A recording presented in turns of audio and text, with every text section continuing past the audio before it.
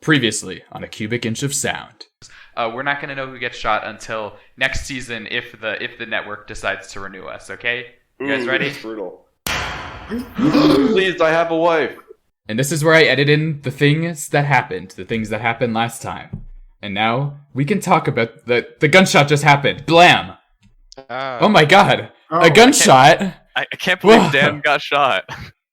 I can't believe that like half of us are gone now. It's just four of us talking about Oldboy. How did this happen? That gun was way more effective than we thought it would be. It doesn't help that we were all lined up in a line. It just shot. Like Last Crusade. You remember that scene in Last Crusade when he like shoots a bunch of the people in a line? No, what? No. Indiana Jones. You guys really don't remember? Yeah, Indiana Jones. He's on a tank and he's fighting a bunch of guys, and they're all kind of like standing in a line. And then he takes out a gun and he tries to shoot one of them, but it just like kind of shoots all of them. He's like, oh, and he looks at the gun and he's like, but it's also Indiana Jones, so they're all alive because it's a kids movie. Indiana Jones is not a kids movie. Temple of Doom invented PG-13, didn't it? No, they're sleeping. It invented child. Temple of Doom was the bad one. We don't talk. Well, not bad. It was a good movie, but it was like it was the bad boy. It was the edgy one. No, but wasn't it? But I mean, didn't it also like it screwed with a lot of things because there were a lot of violent sections to it, and they were like, we can't have kids seeing this. Yeah, but like, I mean, they're just asleep. What? The kids watching the movies are asleep. No, they break apart like Lego people. Kali Ma, they were just trying to summon Kali Ma to give everybody a high five. That was, Kevin, it's funny that you mentioned Lego Indiana Jones. Really makes me think back to that time that we played Lego Indiana Jones: The Original Adventures for the Nintendo Wii. Hey, why don't we just talk about that? Makes me really think. No, we can't do that. Really is a woohoo icon. Not the phenomenal movie. We can't just talk about. We have to talk about Oldboy, and that's fine. Anyway, this is A Cubic Inch of Sound, and my name is Luke. And I spent a lot of money today. That's my fun fact. I'm Kevin, and I don't. Oh, you don't? My name's Kyle, and I forgot I was supposed to have a fun fact. So I'm unprepared for class. I'm Nick, and I've been in this room right here for 15 years. Whoa, that's a cool room. Must be a nice room. No, I mean it's all right. The wallpaper's kind of busy though. Yeah, I get that. Have you ever been in a room with wallpaper? Are you referencing the yellow wallpaper, bro? Huh. Famous feminist fiction, The Yellow Wallpaper? No. What? Nobody knows what you're talking about. No, bro. I've actually read that. It's pretty good. Yeah. Well, Luke, you're the only one who's uninformed, I guess. Oh, yeah, okay. Are you informed, Kevin? I don't know. Anyway, Oldboy. This was a very interesting movie, I would say. So basically, we open up in the late 80s, right? It's all, I should mention, this is all in Korea. It's all in Korean. You'll need subtitles in order to understand it, unless you speak Korean, in which case you'll be able to just watch it. Because we all speak Korean. Is there a dub? Probably. Do you guys know if there's a dub? I'm willing to bet there is somewhere. Yeah, because Kevin was mentioning how if there was a dub, we should have watched that version. There's an English dub on Amazon Prime Video. Wait, dub on Amazon Prime. I feel like the dub for this would not be great. Yeah, I don't know if it would work very well. Because, like, a huge part of the movie is the main actor's performance. Oh, just kidding. It's not on Amazon Prime. It's unavailable. So anyway, we open up in the 80s. We see this guy, Odesu. It's kind of, I don't know how it's supposed to be pronounced. Like, they spell it like Sue, but it sounded like they were saying it more like so I was kind of unsure. But we'll just call him the old boy. He's not called the old boy. I don't know why it's called old boy. I guess he's just an old boy. Well, that's because they're in the old boys of the Evergreen College. Oh yeah, that is why. That was really obvious. Okay. Anyway, he gets kidnapped mysteriously. Ooh, and he's imprisoned for 15 whole years, in which he has like kind of a montage of like trying to break out, but it doesn't even matter because they just let him out at some point. I thought that the whole prison part was honestly really good. Yeah, I enjoyed that a lot. Yeah, definitely. It gave me a lot of, and I mentioned this while we were watching it. It gave me Count of Monte Cristo vibes, but like a lot more messed up. It's kind of messed up either way. Well, both of them, it was messed up. Kind of cool because when Mito was talking online with that person later in the movie, haven't gotten there yet. We haven't gotten there in the plot summary. Who's Mito? She said his favorite movie was Count of Monte Cristo. Oh, which I thought was a pretty cool Easter egg. Yeah. They also do say in that scene when referring to him, how is the Count of Monte Cristo? Yeah. Yeah. Anyway, but it gave me vibes the whole time. Yeah. Yeah. Well, the prison scene, I really enjoy how specifically that scene, everything in like the first 20-ish minutes where he is in the prison and then getting out of the prison, sets up a ton of motifs that appear throughout the entire movie, like "Laugh, the world laughs with you," "Weep and you weep alone." That appears throughout the whole movie. Even though I'm just a beast, don't I deserve to live? That appears throughout the movie.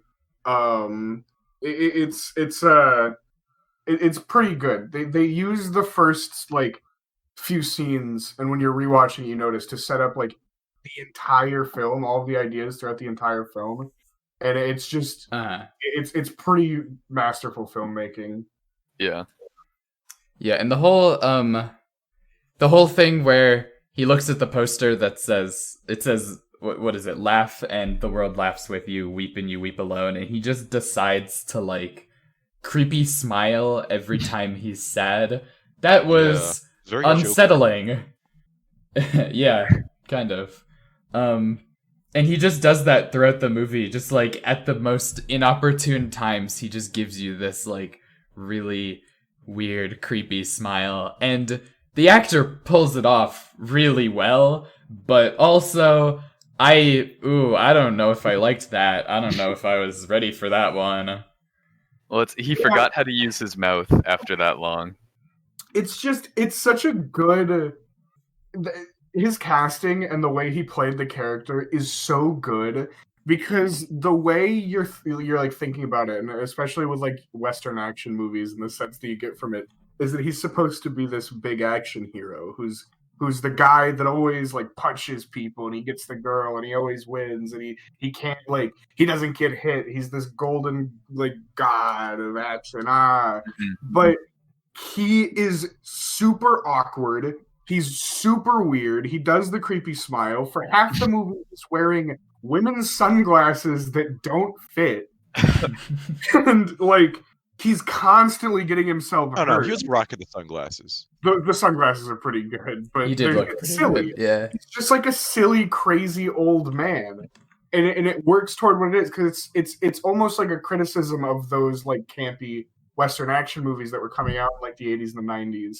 Because... like, he is the hero, but he's also this goofy weirdo that you still want to win, but he also kind of doesn't really deserve it. He was kind of a shitty guy. So... I don't know if he didn't deserve it. I mean, he was kind of like... I felt like he was an extremely messed up individual, but undoubtedly messed up because they put him in that prison for years, you know? I don't think he was just like that. You know, I don't think he really did much that was wrong before that. Well, I mean, they do kind of... When I say that, they it's obviously supposed to be implied with the journals that people do a lot of things over their lives they don't think about and make a lot of mistakes. But he did fill up 2 entire, like, 200-page notebooks with people that he just off the dome wronged enough to be put in prison for 15 years. Oh, that's true. And I did think, like, he did seem to have enough of an enemy list that I was like, is this guy supposed to be like a John Wick kind of dude? You know, like, was he in a mob or something? Is that why? I don't know. he just, he seemed very competent at fighting as well, which he kind of, he said fighting. that it was just from him, like, practicing in solitary confinement with, like, somebody that he drew on the wall, Yeah. Which seems weird, which seems like that wouldn't be a good way to learn combat. But what do I know? Works for him. I haven't been in jail for 15 years. Yeah. Anyway, now so is also probably a good time to mention real quick that this movie is technically adapted from a manga series. What? Called I totally Oldboy. forgot about that. Yeah, this didn't know movie was that at actually first a manga called Oldboy, and if you're wondering if it's at all similar, it is not. Did they make an anime? I don't think so. This is the anime. Is it only adapted since it's like the same title? It is based on the idea of so the director of this what the heck's his name? Park Chun something. Park Chan-wook like saw the manga, really enjoyed it, and he wanted to adapt it, but he told them he was going to loosely base this movie on the manga, and they were perfectly fine with that because it's getting the manga's name out. But it's really loose. Pretty much the only similarities are the motif with the hypnotism that happens with the characters throughout the whole movie. That's still present, and the 15 years thing. That's pretty much the only similarities. Huh. Interesting. So yeah, anyway. After he is incredibly close to breaking out, he is literally going to be able to break out of this prison within like a couple days, They just let him out instead. They just like sedate him and then put him on a roof, and then they're like, "Here you go. You're on a roof. Go free." That's where he meets this young woman named Mido, who is like First he meets the guy. Sushi chef. With the tie. First he meets the guy. Oh yeah. He meets a suicidal man on the top of a roof, and he seems to not care about the man very much. And the man does end up dying. Well, he cared enough about a the little man while to afterwards. like he rubbed his face a bit. Well, I mean, that's just because he wanted to interact with a human. It was his first Yeah, time seeing a human being that wasn't just giving him food through a hole for 15 Yeah. years. Once he finished telling the suicidal man his life story, he just leaves, even though the man was clearly I hope he's alright. he clearly wanted to talk to him. Yeah, the man was like, "Oh, do you want to hear my story now?" And he's just like, "No." That was kind of sad. That was pretty messed up, I will say. That part was messed up. Again, hard to really blame him. Hard to say like, "Oh, if I was in that situation, I would have done this," because It's also probably good to mention that another kind of trope that this breaks is you would expect that the villain, after releasing him from the prison for whatever, kind of leaves him in shambles with nothing. But he actually gives him an extremely nice suit, a wallet full of money, a mobile phone, like a place to go, basically. And kind of just says, "Go on, you're free. Here's a bunch of money." And calls him every now and then to taunt him a little bit. So it's almost like the villain is he's ever present, but he's also a little bit of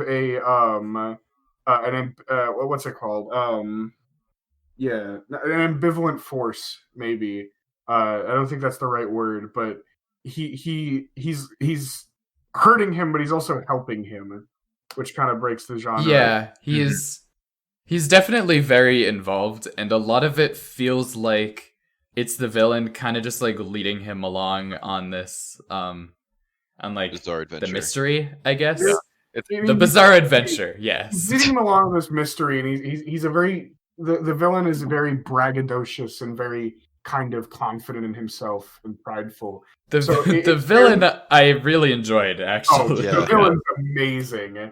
But he just like in this like act of giving him all this money is kind of just like, "Look at me, I'm a cool guy. Didn't I locked you up for 15 years? Here's like $1 million." And then just taunts him. He's How a did he really, get so rich? He came It's from a rich never- family. Oh, Never really explained, but it's implied that he got a really, really good education. But that's gonna be for later. Like his parents were rich too. Yeah. Yeah, so anyway, Odesu meets Mido and they hit it off pretty well, I would say. They end up First, he going passed off to down like a restaurant after eating with a squid, yeah. With a squid. after eating a live squid, mind Yeah. you, not just any squid. I think that was in the. They end up. in the hypnotism. You're gonna get out and you're gonna eat a live squid. Yeah, it You're was. gonna I think he just. I think. No, I think he that just was all liked him. it. Oh, just wanted to. You wouldn't eat a live squid? No, that's I don't cruel.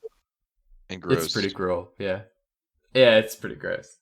It's really, really weird, There's actually. really no benefit to it. I feel There's like no the majority point of to other eating a live animals squid. eat squid like live. Yeah, Are you probably. the But Yes. majority of other, also, you and don't the have majority to of other do animals also eat food raw most of the time. How many live animals have you eaten, Kevin? that. How many? Well, How I many mean, birds? crackers are raw. They're not animals. What? Did you say crackers? Crackers? Yeah, like Ritz crackers or whatever. Crackers You are guys not are animals. raw food. You guys, Crackers you are the don't eat opposite food raw. of raw. I don't Crackers- cook my crackers before You I said eat them. You animals. bake them. Also, They're they are baked to cooked. be made. Crackers are the opposite. Crackers are processed wheat that are then constituted into a shape and baked and then given to you. And then you're like, better microwave it just to be sure. No. Kevin, I think you put it that in you a might. microwave? I think you What? might want to give this one up. Ritz crackers are pretty equivalent to live squid, if you ask me. I don't know. If I were to cook a cracker, I'd put it in not the microwave. I would put it in a toaster. A Ritz cracker you'd put in the toaster? Well, How are you no, even? no, Ritz are is like it- circular, like club crackers, like the rectangles. Like saltines? Yeah, I guess that's I feel much like- more manageable. Do you it guys has to be a tall enough cracker that it doesn't just get stuck in there. Or you just know? Well, you a could- shallow you could enough, also- if it shallow gets- enough toaster. If it gets stuck, you can just like shoot it out using No. the push down. That's why. Yeah. It's a lesser known fact. That's actually why they have you toast your Pop Tarts is to avoid salmonella and E. coli. Raw. The raw Pop Tart. Oh god, I've been eating my Pop Tarts raw all of these years. Am I gonna get a disease? They better have been Absolutely. pasteurized, bro. Hey, what were we talking about again? This was a Oh, cubic inch of Pop Tarts, right? Yeah, I'm pretty Yeah. sure. So Oh, I've got a You're- Pop Tart right here. Mito Oh, what flavor? an old boy. Okay, Pop-Tart we're just flavor. frying Pop-Tarts. Chocolate. Hold on, do you? I just want to hear the ASMR of the crinkling of A little the. bit, yeah. Ooh. No, we're good. We're good. So actually, in the Too Wild bad. Berry commercial for Pop Tarts, the Wild Berry Pop Tart A passes out in Wild Berry Pop Tart B's restaurant, and Wild Berry Pop Tart B is back to their apartment.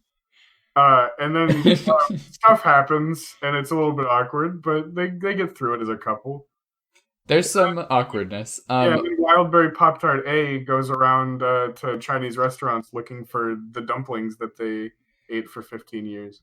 I was going to say I really enjoyed that as like an idea of how Yeah. he would figure out where he was imprisoned. Basically, he was given those dumplings for the whole 15 years at the prison he was at, and of course he's like, I can never forget the taste because I ate it for like every meal, you know? And so they just because I think he had seen part of the packaging, so he knew like part of the name of the place. He goes to every restaurant, he says he's gonna check like 100 restaurants or something if he has to, Yeah. eating their dumplings and seeing if they're the same dumplings. And at some point he's like, oh my god, this is the same dumpling, except he says it in Korean and not Yeah. exactly like that. One of my Yeah. favorite lines in the movie, one of the best lines in the movie, is when he's in the elevator with the delivery boy and he goes, "Hey, tell your chef to put fewer scallions in the dumplings." Oh my god, yes. The delivery boy's just like, all right, sure. Not Imagine being told that, like, oh yeah, your dumplings, the dumplings from your restaurant, yeah, I ate those for 15 years straight. and nothing else. The only I mean, food that you had for 15 years. I mean, I'm climbing up on that with working at a pizza place with pizza. Are there people who only eat the pizza that you sell? Me? Cool. Is this against your will? I mean, what else am I gonna eat? Calzone. Sandwich? Anything else? A calzone is just a folded pizza. Yeah, but it's not technically pizza. I think I've talked about this before. I don't know if this is a great cubic inch topic, but I've talked about the calzone only restaurant in my city that is open from the hours of 10 p.m. to 4 a.m. What? You have talked about this, but I'd love to hear about it again.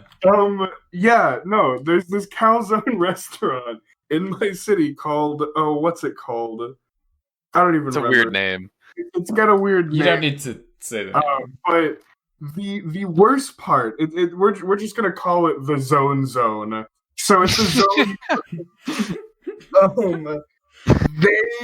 They're right near a college, and they have decided to give all of their calzones like the most frat house names. Oh God.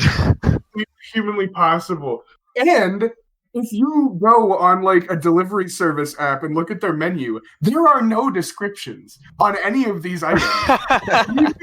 You are going in blind to this calzone restaurant that is only open from 10 p.m. to 4 a.m.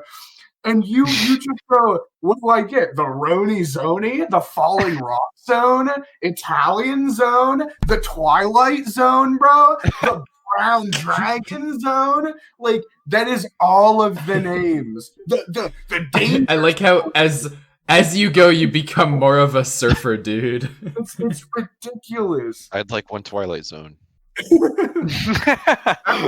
I have to say, these are some pretty good. This restaurant must be run by fairies or something. There's no way this is like a real place. Aliens trying to figure out what human restaurants are like. Oh, you know what the worst part is? They have desserts. Their desserts, the non-calzone things on the menu is the desserts. They just have brownies and then like cheesecake calzones. What? How does a cheesecake calzone, like, is it still like pizza dough? I've had it and it's really good. Is it pizza dough? I've never even considered it.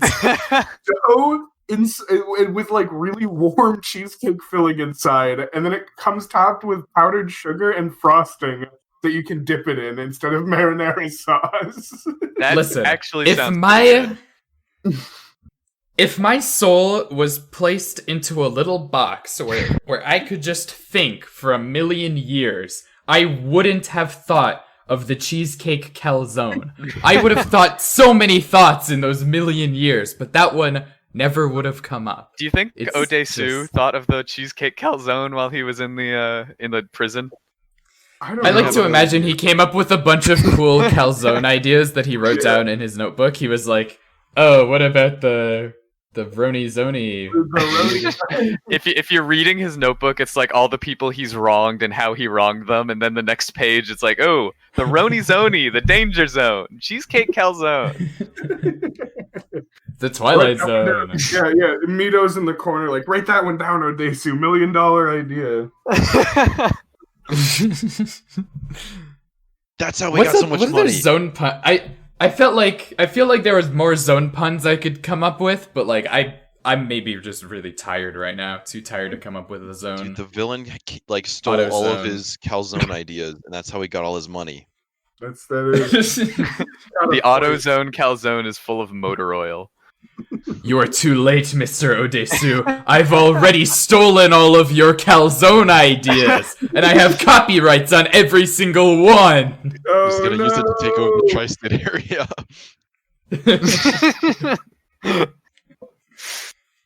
I'm honestly I'm honestly trying to find this place just so I can find more calzone puns for my own use, and I cannot. I think it was a dream. For my own use. Your own what private purposes use. do you need? Dude, I'm gonna need the sauce on that. I'm not joking with you. Yeah. I actually cannot find the restaurant anymore. Oh, I remember it's probably gone. Are they closed? It was probably like a pipe dream that you had. No, they're still good. They're still A open. pipe Okay. dream? To see that their hours are still the same. Closes at 4 a.m. Thank you. When does it open? Still 10 p.m.? Still 10 p.m. I really want to go to this restaurant. Yeah, come to New It York. would be cool. Okay, anyway. Anyway, Yeah, continuing on. Calzones. Dumplings are just calzones. No, we can't stay on this. We can't stay on this. Dumplings are not just calzones. It's not a cubic inch of calzone. Are you the god of calzones? Anyway, Yes. he goes back to the prison, and there is a really crazy scene, a really crazy one, which is pretty much what I knew this movie for before I actually saw it. Like, I didn't know anything about this movie other than this scene in which one man with a hammer decides to take on a whole gang of these guys working at the prison, and does pretty well, I would say. He does get stabbed. He tortures the guard.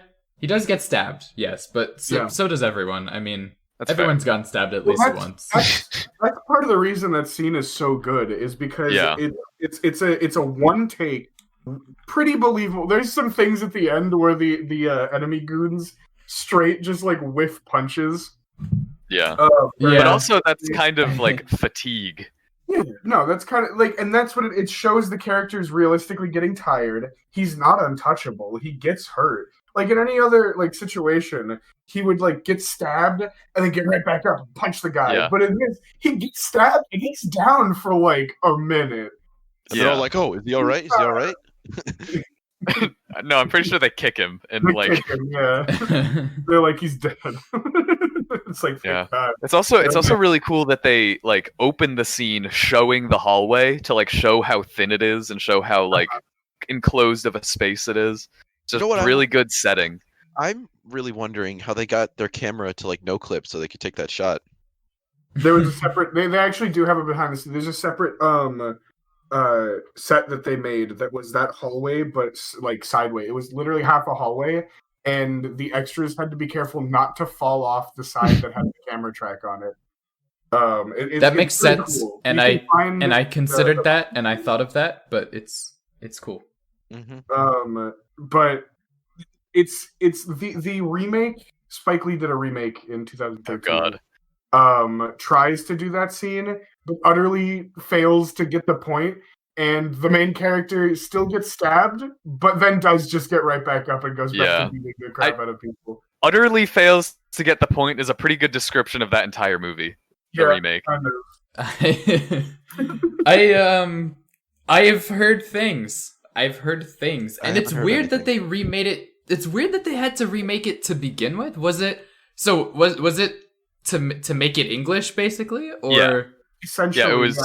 Okay. There was a trend in like the mid 2000s and early 2010s where they took foreign films and would Americanize them, like Westernize them for Western audiences. There were a couple that got like decently famous. I'm trying to think off the top of my head. There were a few that you wouldn't even know were remakes of foreign films that were just like really good like remakes that people take for granted as being Western films. Honestly, I feel like I'm talking about like I don't know right now because I can't think of them, but Transformers. And What? they kind of just got Spike Lee on to do it, and you can tell from like interviews and stuff. There's a really good YouTube video about it. It's really long. You can find it if you look it up. Apparently, 12 Monkeys and The Departed were remakes of foreign films. Mm-hmm. That's pretty wild. But you can tell that Spike Lee just doesn't care. Yeah. He really doesn't care about this film. So that's kind of where half of it came from. And like I said, there's some really good videos about it already that you can just find about the rest of this like tumultuous process that they went through and why it's so bad. But it's part of it. Is the director didn't really care. They were kind of phoning it in, and the Westernization of it really missed the point of the movie. Yeah, it makes sense that it was to Americanize it, because I was really wondering, like, this was a movie from 2003 that by all means hasn't really aged at all. Yeah. You know, like there's nothing in this that seems outdated or it seems like you would need to remake it, especially because the remake was only 10 years later, and it's like, what was so different? Sometimes they just remake movies just like for no reason at all. I mean, it was probably a cash grab. Yeah, pretty much. People probably like heard. There are probably a lot of people who had heard about Oldboy but decided not to watch it because it was a foreign film. So like, oh, I bet we could make a lot of money if we made this English. Josh Brolin was just bored and put me in a suitcase in the middle of a field and I'll just do the movie. Elizabeth Olsen was in it too. Wait, Really? Josh Brolin was in it? Yeah, he's the star. New character, yeah, he's on the cover. Yeah, I told you, dude. I don't really know much about. I don't really know anything about. Yeah. Josh Brolin. Sorry, this is real fast. Odesu in this movie is just kind of like an old man who's crazy and has been in prison 15 years. Josh Brolin. They try to do the same thing. They try to be like, I'm old, I've been in prison. Josh Brolin. He's not even like skinny. He's just buff, normal Josh Brolin. And they're like, guys, he's old. It's like, come on. I like the way you emphasize his name as Josh Brolin. Lexical stress. Josh Brolin. It makes it sound like it's a Korean name, honestly. It's Josh Brolin. Anyhow, but yeah, so Josh Brolin plays the analog for Odesu, and Elizabeth Olsen plays the analog for Mido, which is strange. Oh. It feels very strange in the wake of Infinity War and stuff like that. It's just weird. Makes sense. Anyway, after doing the absolutely fun interrogation scene and then the hallway fight, he kind of stumbles out of the building and onto the street. He's very hurt and he collapses in the middle of the road, and a man rushes over to help him, and he puts him in a cab and tells them to go to his exact apartment. And this is where we get the first glimpse of our villain as he sticks his head through the cab window and says something along the lines of hope you feel better, Odesu, smiles and then walks away. And Odesu sits up and stares at him as he gets driven off by the taxi. I thought what was funny about this scene is that he just wiggles his head through the window, like full on. Like we gotta get his whole head in the shot. It just kind of sneaks in. It made me laugh. He's also wearing just like a bucket hat. Yeah. Like in the American version, he has like a stupid voice changer, and he really is like pretending to try and do his identity. And I think they do this scene, but he's wearing a hoodie. But in this, he's just like, he doesn't care. He's wearing a bucket hat. He's just like, he won't remember. For a stroll.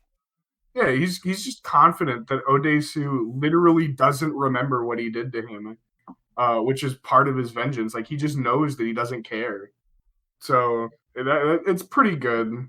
He's also as compared to Odesu, which is very striking, a lot younger looking because they're supposed to be the same age, and he is strikingly young looking. He looks like he looks 2 years younger. He looks younger than Odesu did at the beginning of the movie before he was in prison. Absolutely. He looks like he's maybe I like want 25. to know his moisturizer. Yeah, we also whatever this guy's doing, I want to do that. This dude's got a pacemaker too. That's the other thing. He's got a weak heart, and he's just like this young, like fit-looking guy. Also, way too. This is kind of later in the movie, but way too nude and way too many scenes.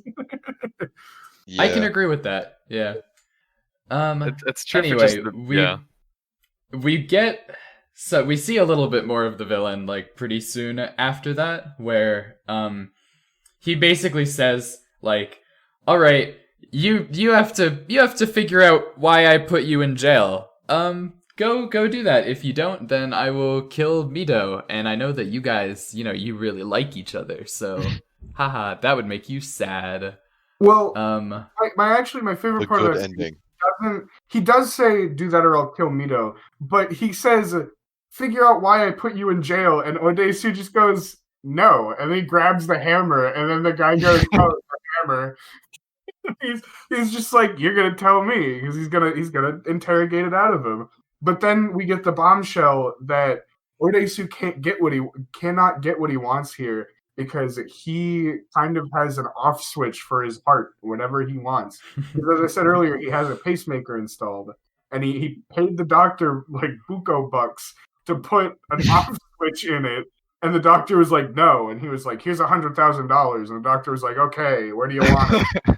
Do you want it pink? Do you want it blue? So he has an off switch to his heart whenever he wants. So Odesu does have to figure out on his own why he put him in jail. I feel like the pacemaker remote control is such a bizarre plot point with such an incredible payoff that I really cannot fault them.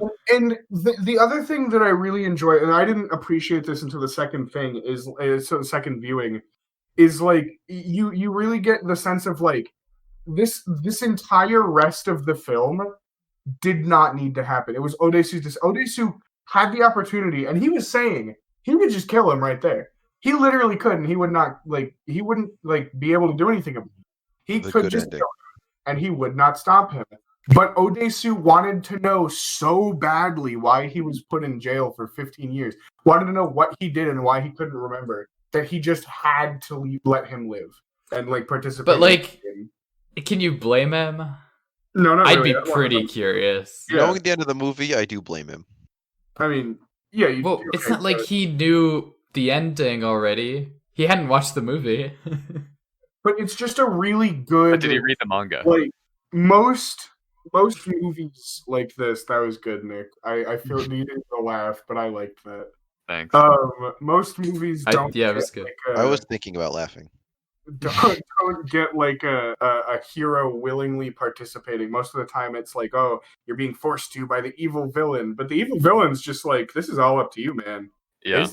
This is all up to you, and it works. It works really, really well. Yeah, it makes the search even more urgent than it could have ever been. If it was just like, oh, if you do this, I'll kill Mito, because it shows how personally vital, basically, it is for Odesu to solve the mystery, or else he won't be able to live life. And he only has 5 days. Yeah. If he doesn't do it within 5 days, then he'll probably never know. Yeah, that would suck. It is also from this point on that now, after the villain introduces himself completely openly, we see him without any masks on. We see his bodyguard. We kind of start getting scenes from the villain's perspective, and throughout the entire movie, like ramping up. Like at the beginning of the movie, seems like he's a villain. Obviously, he's the villain. He's gonna be some kind of evil weirdo.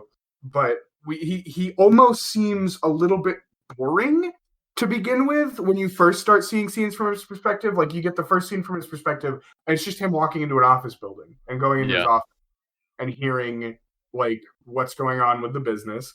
And the next scene, he's kind of just monitoring what Odesu's doing. But we get these ramping scenes of him doing more and more psychotic things in his free time that like continue to like up the stakes of like what the villain is doing. That Odesu doesn't get to see these things, but the audience does, and it really kind of changes your perspective on how the villain is throughout the whole thing. It's another really effective piece of filmmaking. Usually it annoys me when the audience knows about things that the protagonist doesn't, because then sometimes it leads to scenes where you're just like, why doesn't he know? This is annoying. But I think they didn't have that problem here because it was a payoff for the audience. Yeah, it really goes to like great lengths to show you how obsessed with the main character the villain is. Absolutely obsessed with him. I love the line when Odesu is in the sushi shop at the beginning, where he's talking about where Woojin calls him and says like, I am a scholar in Odesu. I forgot about that. That's another really good line of the movie. Yeah, I am a scholar majoring in Odesu. Yeah. Man, I would love for somebody to be a scholar majoring in Luke Hamill, you know? That'd be cool. Would you be willing to go to prison for 15 years without knowing why for that? I'd think about it. It maybe be a consideration. It would be really cool, okay? Yeah. And I plus, feel though. prison for 15 years, I don't have to pay for food. Yeah, That's but true, you have to eat dumplings every Same day. dumplings every day. I note. like dumplings. I Do you like? I don't know if you could eat them every day. Every kind of time I watch unhealthy. this movie, I talked about this when we were watching it in the group. Every time I watch this movie, I get really hungry for dumplings. Yeah, It's I had dumplings Yeah. a little bit after I watched it. Yeah, it really makes I me didn't. want to eat dumplings. Yeah, um, although I didn't have fried dumplings, so I am a little bit. You're of not a hurt. real fan. Ethan, not a real fan, yeah. Yeah. Old boy challenge: eat only dumplings for 15 years. Who's No. ready? No. So after we meet the villain in the apartment, it's actually I think right next door to the apartment. Not right next door, but across the street. Exactly. Yeah, literally same across level the street. from the apartment that Mito is living in. We get the really interesting, almost kind of like a what's it called? The rising action, like the dip in the rising action of the movie, where we start like the search for why he's like this is what's happening. It's the least action packed part, but it's pretty good. Oh well, I say that, but immediately after meeting the villain, the guy who he tortured information out of comes back and is about to start torturing information out of him when he gets a call from the villain that says, "Hey, don't. I'll give you a bunch of money." I think he's. I don't think he's even looking for information. I think he's just doing it for Oh fun. yeah, he just wanted to torture him. Yeah. You're right. Yeah. Yeah. So Yeah, and then he like hits him once, and he's like, "Okay, that's fine." He yeah, almost that hit him a second happened. time, but he held back. That happens, and we actually get an Good man. important line. We get a really important line Yeah. from Odesu where he says, because he touches Mito inappropriately, and Odesu says, I'll cut off his hand for that." Which that's a very important line later because the villain does exactly that, and then sends him his hand in a gift wrapped box. He really loves his rap. Yeah, that'd be a weird one to open up. Yeah. Well, I wouldn't say it's the weirdest in this movie. Definitely not the weirdest in the movie. Yeah, you're right. You're Certainly right. not. But and then we kind of get like the least action packed part of the movie, which is him solving the mystery. Which I actually remember the fewest details about this part because it's a very well done series of scenes where they're finding information, and it's very logical how they come to the conclusions. Especially since the villain, almost frustrated, is helping them along at every point. It almost seems like he wants Odesu to figure out why he put him in prison by the date. I mean, he does. He definitely does. He definitely does. Yeah, I'm just trying to be coy. I have a question. What if he like solved it like day one, and he had like 5 days left, 4 days left until that important date? We could have had That probably wouldn't have mattered very much. It wouldn't have mattered. We're like, you want to like hang out in my big tower for a few days, then we can really like talk. Have a couple beers, just hang out. We can't have our big confrontation until the stakes are the highest they can be. Yeah. But the villain is monitoring the whole time. He has them bugged and is helping them at every turn to find out who he is. I love that it feels like Odesu is like he's solving the case by himself, not like all by himself, but like it feels like that. But then you realize throughout the movie that he basically did nothing. Especially on a second watch, you really notice and see how much the villain is just laying it out in front of him. Like the username is exactly what he needs to search to get to the old high school. Yeah. He tells him pretty much exactly where to go. He sends him a pamphlet for the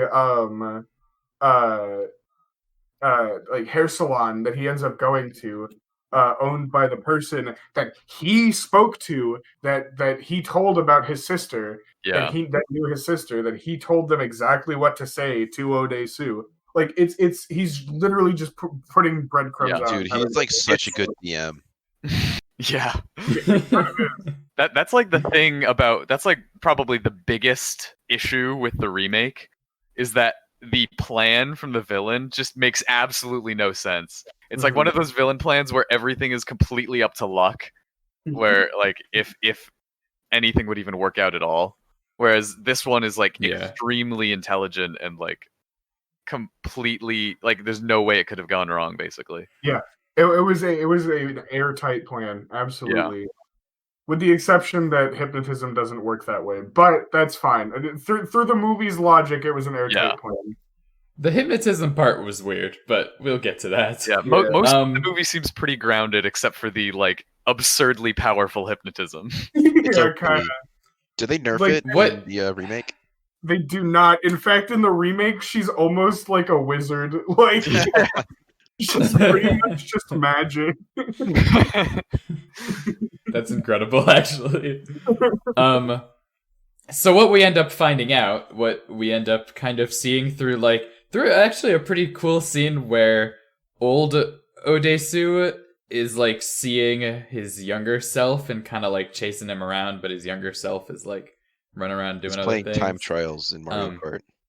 Yes, he's playing time trials. He's racing his ghost. We end up finding out that the villain had gone to the same school as him when they were kids, and the villain was in love with his sister, and Odesu basically started the whole, well, not really a rumor because it was true, but like told people about this after he saw them through a window, and the villain just was really upset by that. Was pretty mad, and so the reason why he was said to have been put in jail was like, oh, he talked too much, and it was like, you know, he gave away that secret that he wasn't supposed to give away, and so now the villain has decided to completely and absolutely ruin his life in the most over-the-top, ridiculous way possible. Yeah, and it's incredible. We didn't mention it before, but alongside putting Odesu in prison, he murdered Odesu's wife and framed him for it. Uh-huh. Yeah, he also did that. It. Yeah. He didn't do anything else, and Odesu figures it out, and that's pretty much the end of the movie. That's it. That's as far as I can remember. Yep, that's pretty much what I got out of it. Nothing weird happened, actually, which is interesting. Yeah, it was pretty kind of disappointing, and fine. We're not actually. Are we actually gonna do this? No. So we get to the end of the movie where the big climax. We get the big reveal. Yeah, exciting reveal. First off, exciting. There are a couple of things we didn't skip over, like the scene in the what's it called? It's a computer. Just a computer cafe. A computer cafe, but there's a Korean internet cafe. Yeah, there's like a Korean name for it, but they called it an internet cafe in the subtitles, at least. Okay, yeah. But he's basically asking about who the girl in the school was to his friend who's been helping him throughout the entire movie. And you see the villain's actually sitting at a computer in the cafe across from him listening, because earlier in the movie, the bugs that he planted on them were removed. And we get the first scene of the villain actually just killing a guy because he says something bad about his sister. And he is so absolutely in love with his sister, who's been dead for almost like 30 years now. No.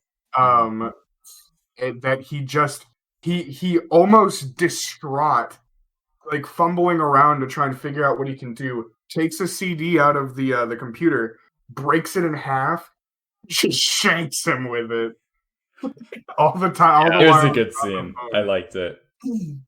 And the best part of that scene is when he gets on the phone and is like, yo, it's me. He just says his name and says, I just murdered this guy and it's your fault. It's all your fault. Everything's your fault. You shouldn't have done all this, and just kind of goes off on him, like absolutely blaming him for everything. And it's the first time we see him like really emotionally vulnerable, because he's so cold and emotionless throughout the whole movie. But he's not cold and emotional. He's cold. He's smug. He's smug as hell. But other than that, he's pretty like down to earth and almost just methodical in the way he's doing things until this scene where he just snaps. He breaks. It's another really good scene in this movie. Should be mentioned, the guy that was killed was Odesu's like best friend. Yep. So that's just another way to ruin his life, I guess. Yeah. And I guess looking good for Odesu at this point. Eventually, we do have to get to the big reveal at the end of the movie. He gives him a cute little wrapped up box with a photo album in it. And in the photo album, we realize that Odesu's daughter, who was like assumed to be dead before, I think I feel like they said that she died, or like he heard that she died. They assumed she went to America. Yeah, one of the first things that they do. Oh yeah, I just remembered. Yeah, he hears about his daughter at some point, and just kind of doesn't care. Explained, but they at the end of the movie, it's explained at some point that his company basically took foster and like ownership of his daughter and set them up with parents that he like knew, and they were going to follow his orders and what they needed him to do. But then he falsified records that Odesu's daughter was sent to America, and Odesu's daughter was too young to remember all this. She just thought she went into foster care. It doesn't remember Odesu at all because she would have been like 2 or 3. So yes. So it turns out doesn't know any of this. And they think the whole time that his real daughter is in Sweden, not America, Sweden. And it turns out, yes, Luke, that Odesu's daughter is actually Mido, who he has just fallen in love with, you know, mirroring the whole thing with the villain. But it turns out that the villain set this up very intentionally. He hypnotized both of them so that they would specifically be attracted towards one another, which is arguably a pretty messed up thing to do. I'm gonna just come right out and say it. Arguably. Real fast, Luke, that's not what happened. He hypnotized them to meet one another, and he makes a big point of saying that they did the rest on their own. He hypnotized them to get close to each other, and they just naturally fell in love. Well, you see, because it's against the rules to wish for love. Good Fairly Odd Parents reference there, Kevin. Thank you. Did we both just say the same thing? Yeah, okay. We did. So, at this point in the movie, Odesu is just broken. There is literally there's nothing he can do. He knows that he's lost. He knows that this is like the worst thing that could possibly happen. Yeah. And he's freaking out about it. Yeah. So Mido is actually in a room. So he put her in the prison that he was in to keep her safe. But because he thought, since the villain cut off the owner of the prison's hand, that he was going to be the enemy of the villain. But it turns out that he actually bought his hand for a new building that they were going to do. Would you guys do that? Probably not. I can't imagine there's a lot of things that I would give a hand away for. Like, hypothetically, there are some things. Yeah, but he doesn't have a robot hand. He just has like a plastic hand. Well, would you give away your hand for a robot hand? If it's like Deus Ex crazy, you know, robot, then maybe. If it's just like the types of robot hands that we have, Luke Skywalker's hand is basically just a normal hand. Yeah. Would you do it? No. Why would I do that? That seems like there's complications will come up. Yeah, I'd have phantom pain and everything. That would suck. Yeah, I don't know. But yeah, Never mind. Yeah, this is a dumb topic. Mido is in a room with the owner of the prison, and he's got a box that has the same photo album in it that revealed the truth to Odesu.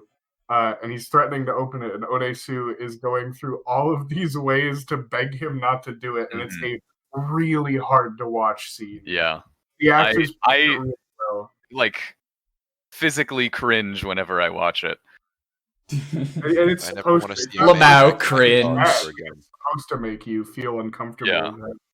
And he cuts his own tongue out. Yeah. The reason why he does that, I think, is probably because the villain's sister, there was a rumor that she had become pregnant, and the villain says that Odesu's tongue is the reason she became quote unquote pregnant because of the rumor he spread. So he cuts his tongue out to appease the villain, I guess. He didn't The offer other- to. Yeah, and the villain didn't even ask him to do this. Yeah, the he's villain's just- literally just like standing there, just kind of like smiling. He was He's full on laughing. laughing He's at him. laughing. Like he's cracking up. chuckling. He's I having a probably wouldn't be cracking up at the tongue. Actually, I didn't even watch He also it. 'cause I tried- probably wouldn't do most of the things that this villain did.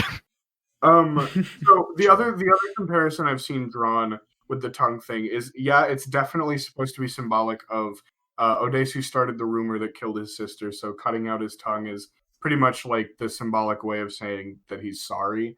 Like that's him Yeah. asking forgiveness from the villain. The other comparison I've seen drawn is to Oedipus Rex, where Yes. Oedipus gouges his own eyes out in like self imposed punishment for falling in love and marrying his own mother, and becomes a blind hermit just kind of wandering the countryside. And Odesu, obviously not wanting to, keeping with the symbolism of cutting the tongue out, similarly in self punishment does something like that. And so it keeps with the archetypical Oedipus complex in a slightly different way, obviously, since this is daughter, but we don't have to go over the intricacies of the Oedipus complex. Or I get Most what people you're have saying. heard of it. And then after If you don't know about the Oedipus complex, then ask your mother. And then after, we get the most satisfying, in the most screwed up way, payoff in the entire movie, which is that the villain leaves behind the button to turn off his pacemaker so that Odesu can kill him, as that's the implication. And Odesu picks it up and points it at him and stares at him, and he hits the button as the elevator is closing, and instead of his pacemaker turning off and him dropping dead in the elevator, instead it plays audio. It plays a recording of the two of Odesu and Mito together. in an intimate moment, which is just the final nail on the coffin. Yeah. And he collapses on the floor, and the villain going down in the elevator just completely knowing. Oh, we missed a very important part about this movie. Was his henchmen just tossing him around in a little mini fight scene. Oh, that was pretty good. Yeah, Oh, yeah, that did He was happen. Stabbed in the ear. folded by this guy. Well, He was the best part. I mean, he's getting completely got by him, but the best part is that when he's about to win, the henchman's about to win, the villain just picks up a gun and shoots him in the head. He's Yeah. all right, enough of that. He doesn't care about killing Odesu. He wants to get his. Dude, full- I think that henchman's fine. He's a beast. He was just pretending. He was playing dead. It was a trap. He was pretty cool. I'll say that. Yeah, he Anyway, got that's stabbed in the head and then just kept fighting. Well, it starts after that, everything sort of feels like it wraps up quickly. The villain leaves, and keep in mind that he has just specifically not died. He has just done the whole thing of hi, you thought you could kill me, but you couldn't. He ends up shooting himself, just going down the elevator to the bottom of his He had a his couple building. flashbacks. The moment of his sister's death. The scene Yes. This is actually my favorite scene in the movie, is the scene in the elevator when he's going down, because in English, in English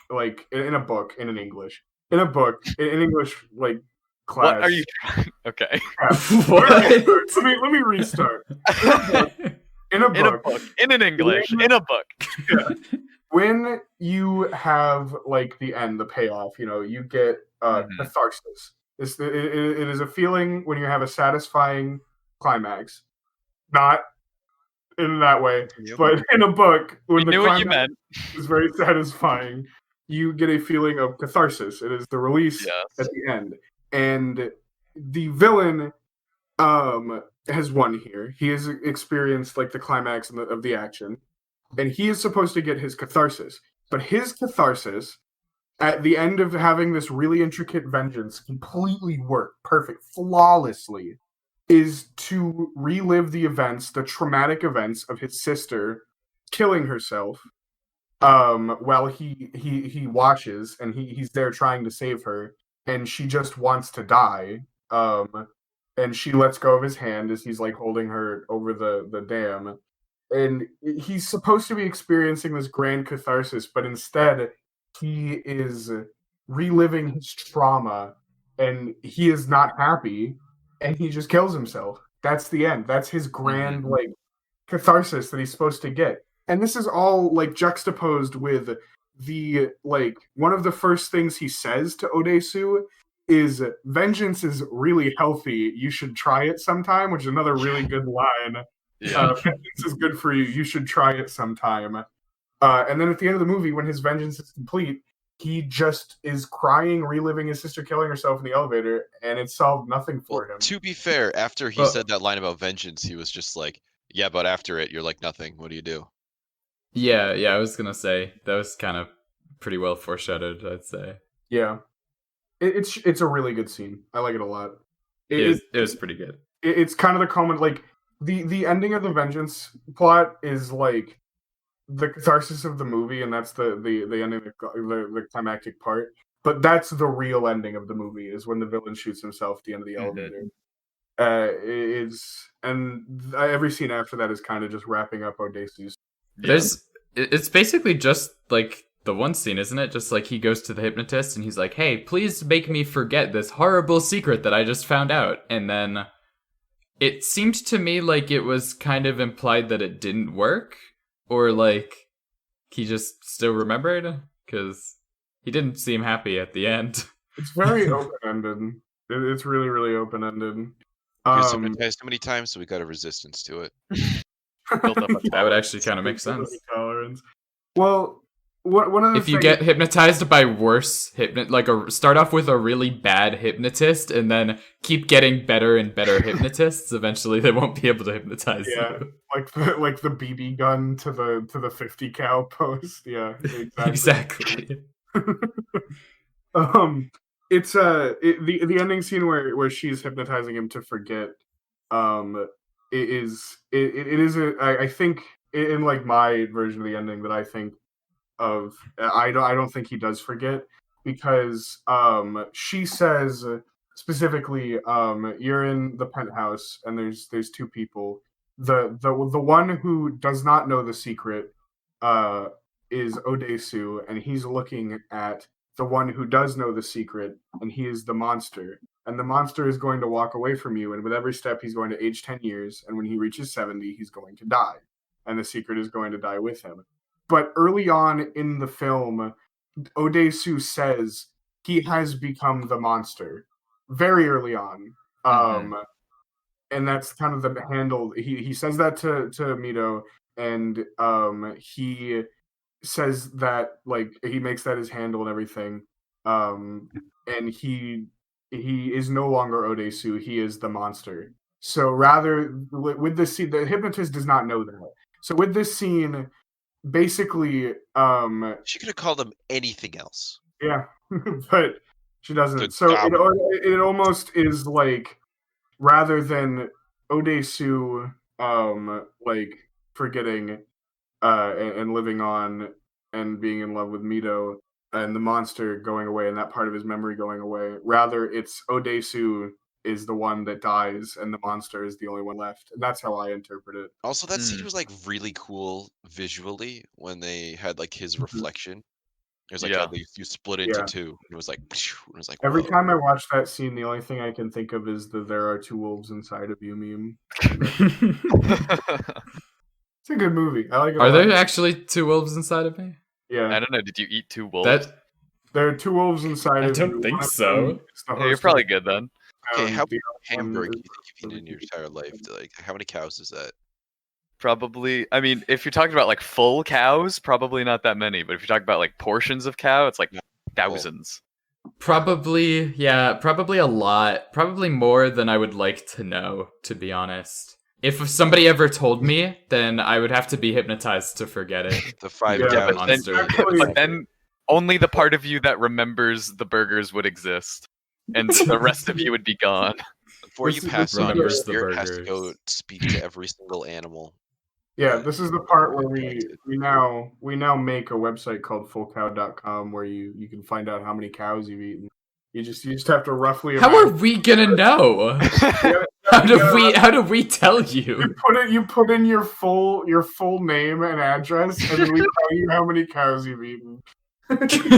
Our methods are That would be private. terrifying. Imagine if it worked though. Like imagine if you saw the number and you were like, that's totally correct though.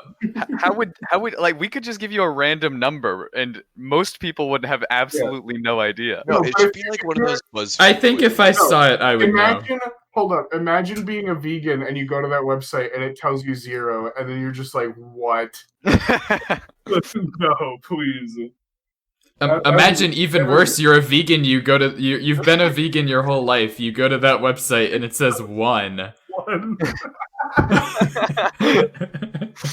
One. Then you have to confront your parents. You have to be like, when did you do this? No, you have to talk to the vegan police. Yeah. He was I actually. feel like it the was- vegan Chicken police isn't would know vegan? about this. They were. Oh, they were- they're the one running the website. that's The true. vegan police. Do the vegan police only care about like cows in this scenario? They probably have like a breakdown of statistics. Okay. Yeah, because they knew exactly what that guy had eaten. They know your KD and like how many assists you've gotten. Yeah. How many assists? And then this is gonna lead to us getting a bunch of angry vegans trying to take vengeance on us. And when we give them the pacemaker remote, it's just gonna play a video of them eating the burger. They're gonna walk out, and we're gonna laugh in the elevator. It's gonna play audio of them eating their daughter. I don't like that one. I don't even know if we should keep that. Why? How did you guys feel about the movie? It's one of my favorite movies of all time. Yeah, I like it's- it. up there for me. Distracting when I was It's trying like- to It, play Fire Emblem. I thought you were gonna say Fortnite. I was trying to play Fire Emblem, bro. Yeah. I thought it was good. I don't know if I'd recommend it to a friend. Unless I really didn't like the friend, I guess. Okay. I would not recommend it because I don't think I want to see this movie again. I would highly recommend it, but give a disclaimer that it is weird. Yeah. Just it's more like, than just weird. It's more than Yeah. a little weird. well, I might make the. Actually, I might don't watch want to it again spoil dubbed. anything. I might watch the dub. See if it's different. I don't. Think, That's epic. I don't think the Yeah, weird parts are going to be different. I would. It's a give real the dub disclaimer. moment. I would give the disclaimer, but I would absolutely recommend this to a lot of Definitely. people. I see. I'm also just kind of a guy that really likes weird movies because I have my favorite movie of all time is a movie called Midsummer, which a lot of people Oh, yeah. think is also an incredibly weird, screwed up movie, and I think everybody should see that once before they die. That's just me. I love my that list. movie to death. It's so good. But that kind of in the same vein, like this movie is another one that's going to be polarizing. I don't think Midsummer is quite as highly revered as this one, so this one's definitely more like consistently seen as good. Yeah. But certainly polarizing. Certainly, it's not going to be everyone's cup of tea. So it sounds like you guys knew about this movie beforehand. I had literally no idea what I was stepping into. Yeah. I'd seen it before. Mhm. Yeah, One. I had heard of it, but I didn't know it was gonna be this. I knew Wild, absolutely nothing. I kind of just stumbled onto Discord 15 minutes through the movie.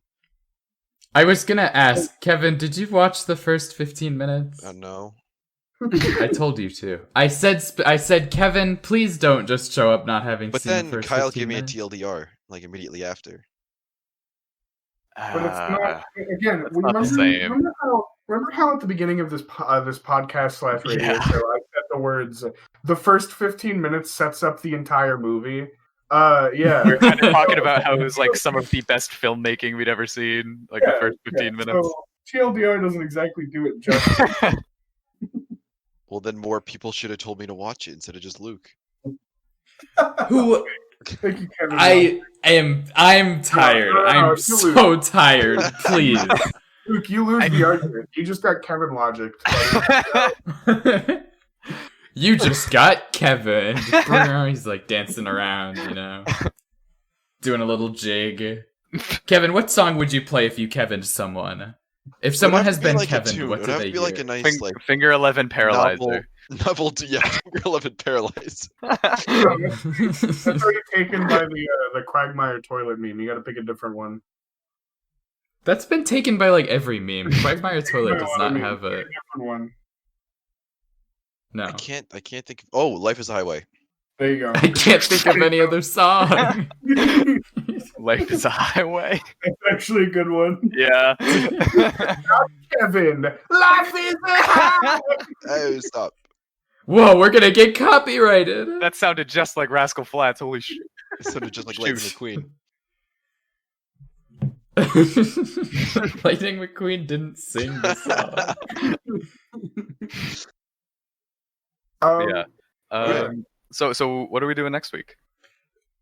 Well, we gotta all say our suggestions, and then no, wait, actually, it's not suggestion time. It's say time. It's when I say what we're doing, and I say we're gonna review Godzilla vs. Kong for real this time. And the only reason I say for real is because Google lied to me and told me that it came out on Thursday, this past Thursday, and I told everyone that we were gonna review it for today, and it hasn't come out yet, which is a weird realization. We also know which one we're gonna do after that as well. So we'll get to that next. Well, we don't know. We literally don't know. Yeah. We don't know that. So why are you lying? People could vote more. People can vote more. I don't know.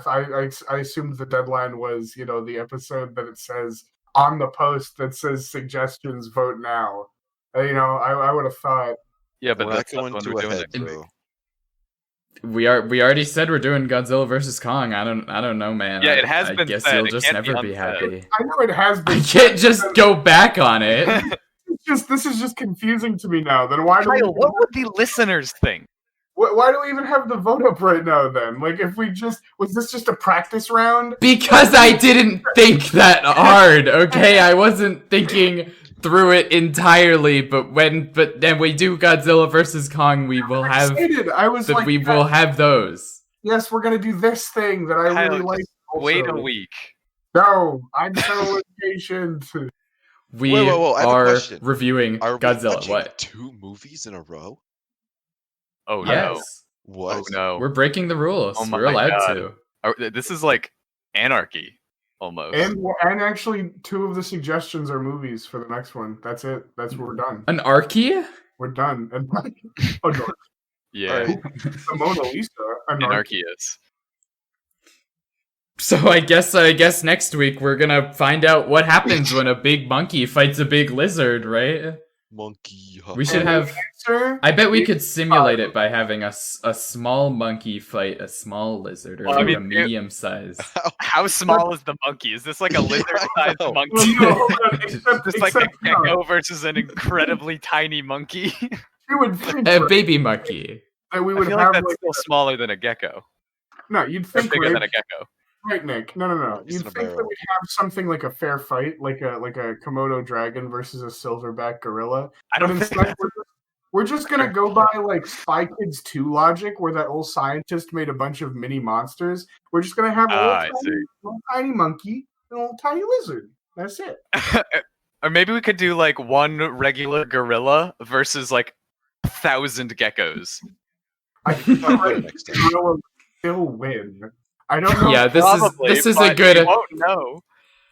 All right, everybody. For next time, we'll think about who would win: one gorilla or 1,000 geckos. Hold on, Everybody, can we- keep that Can we in your genetically head. modify the 1,000 geckos to Save it for the podcast. No. Hold on, Kevin. To like kind of magpie up together like a flock of them and just like make a bigger lizard out of a bunch of small lizards. I don't I think that's don't how think genetic that's how it modification works. I think that's something more from like the Legend of Zelda series or something. I don't think that there are any animals that actually We're all gonna grouped together to make one really big version of themselves. Well, if we can't genetically modify them to do it, we'll hypnotically suggest that they do it when we ring a bell, and then we're gonna ring the bell and they're gonna do it, because that's how that works. Okay. You make a good point. You make some good arguments. But you know who else makes some good arguments? The viewers. If they were to email us at acubicinchofsound@gmail.com, I'm sure that we could get some really good arguments started. Yep. Could we? I would We're not, Did and you we're say that not. we should argue We're not with doing our viewers? anything. And I would not do Nothing I happens would. if you email that address. if you email us. There's nothing extra that will happen. Okay. Definitely don't go and think that there's anything extra. Don't do that. That's it. That's all that will happen. Bye bye.